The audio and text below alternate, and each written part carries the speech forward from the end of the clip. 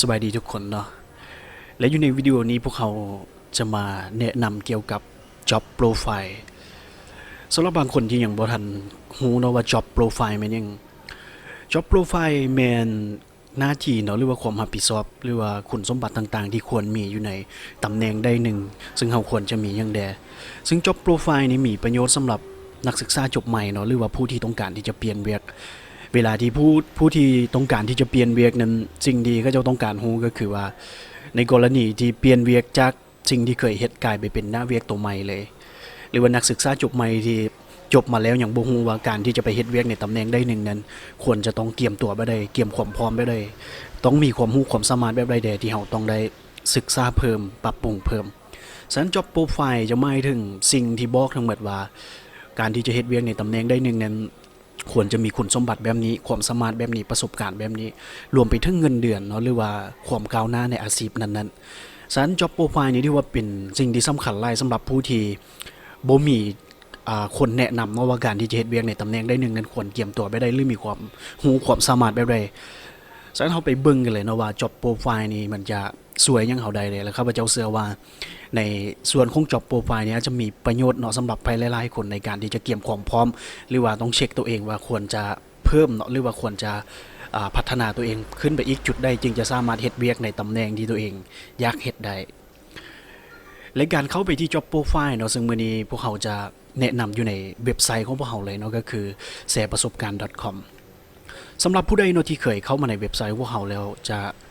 รู้ได้เลยเนาะว่าอยู่ในส่วนที่1นี้จะเป็นส่วนที่พวกเขาสามารถให้เฮ็ดแบบทดสอบได้อันนี้แม่นเฮ็ดแบบทดสอบเกี่ยวกับอาชีพสำหรับผู้ใดที่ยังบ่รู้ว่าตัวเองเหมาะกับอีหยังเนาะความรู้ที่มีอยู่ความสามารถที่มีอยู่หรือว่า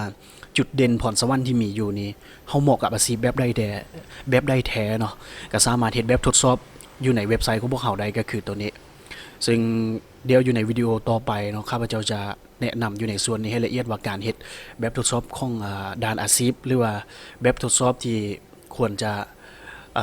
เป็นตัวที่จะบ่งบอกว่าเฮาเหมาะกับอาชีพแบบใดหรือว่าสายการเรียนแบบใดกับสายแบบทดสอบตัวนี้เนี่ยคือกันเนาะแต่มื้อนี้เฮาจะมาเว้าในส่วนของ Job Profile ซึ่งอยู่ในเว็บไซต์ของพวกเราเนาะพวกเราได้รวมเอาแคตตากรีเนาะหรือว่าเป็นกลุ่มต่างๆของเวียกแต่ละประเภทปาไว้ในเว็บไซต์ของพวกเราซึ่งทุกคนเนาะสามารถเข้ามาเบิ่งได้ว่าการที่จะเฮ็ดเวียกในตำแหน่งใดหนึ่งหรืออยู่อุตสาหกรรมใดหนึ่งนั้นควรจะต้องเตรียมพร้อมแบบใดซึ่งอยู่ในเว็บไซต์ของพวกเราตอนนี้เนาะก็มีinformation technology เนาะก็คือเป็นหมวดของการเฮ็ดเวียกในอุตสาหกรรม IT แล้วก็ business เนาะเป็นอุตสาหกรรมเรื่องของการค้าเนาะหรือว่าธุรกิจมีบัญชีมีธนาคารเนาะแล้วก็มีเวียกบริหารและซึ่งอยู่ใน3ส่วนสุดท้ายนี้เป็นส่วนที่พวกเขากำลังปรับปรุงเนื้อหาอยู่ก็คือการโรงแรมเนาะการท่องเที่ยวแล้วก็โลจิสติกการขนส่งและเกี่ยวกับการพอกคอมเมนต์นะก็คือการจัดซื้อซึ่งอยู่ในแต่ละหมวดเนี่ยเราสามารถกดเข้าไปเพื่อที่จะเบิ่งว่าแต่ละหมวดนี้มีตำแหน่งแบบใดแดเช่นตัวอย่างว่าข้าพเจ้าจะข้อเขาไปเบิ่งในตำแหน่งของ information technology เนาะ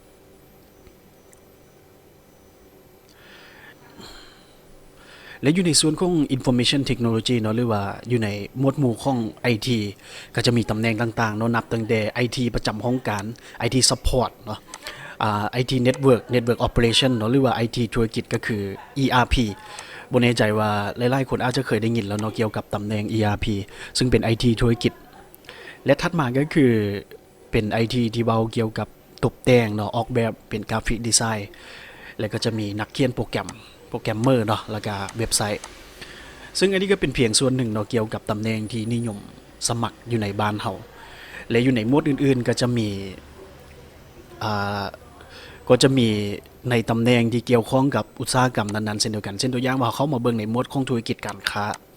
ก็จะมีนับตั้งแต่พนักงานค่ายเนาะนักพัฒนาการค่ายการตลาดแล้วก็นักบริการลูกค้าเนาะ customer service ซึ่งอยู่ในแต่ละตำแหน่งเนาะก็จะมีรายละเอียดเช่นตัวอย่างว่าจะข้อยกตัวอย่างของพนักงานค่ายเนาะว่าการที่จะเป็นพนักงานค่ายนี่เขาควรจะมีความรู้ยังแดมีทัศนคติแบบใดหรือประสบการณ์แบบใดโอเคกดเข้าไปเลย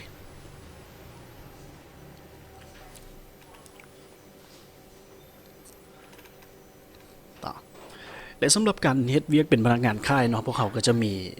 รายละเอียดต่างๆที่เขียนบอกอย่างเรียบร้อยเนาะคือตัวอย่างว่าความรู้พื้นฐานที่ควรต้องมีในการเฮ็ดเวียกในตำแหน่งนี้เนาะจนมาถึงความรู้พื้นฐานเรื่องคอมพิวเตอร์ต่างๆการศึกษาควรจะจบอยู่ในระดับใดเนาะภาษาที่จะใช้ในตำแหน่งนี้ควรจะมีภาษาได้แด่แล้วก็ทักษะต่างๆเนาะจนไปถึงเงินเดือน